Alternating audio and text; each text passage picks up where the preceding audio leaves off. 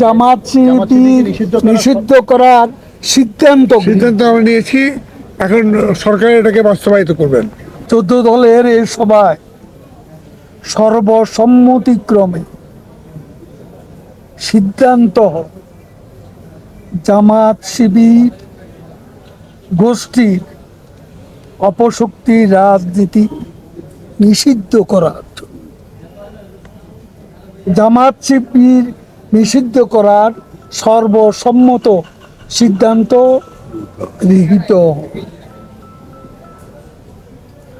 14 দল মনে করে শিক্ষার্থীদের নিরাপত্তা, তাদের শিক্ষা জীবনের সুরক্ষা দেওয়ার লক্ষ্যে সরকারকে পর্যায়ক্রমে প্রয়োজনীয় ব্যবস্থা গ্রহণ করা উচিত। নেতৃবৃন্দ আশা করেন কোনো শিক্ষার্থী ও নিরপরাধ মানুষ যেন হয়রানির শিকার না হয়, সে বিষয়টিও আইন শৃঙ্খলা রক্ষা বাহিনী বিশেষ গুরুত্ব সহকারে দেখতে। কোনো প্রশ্ন নেব না।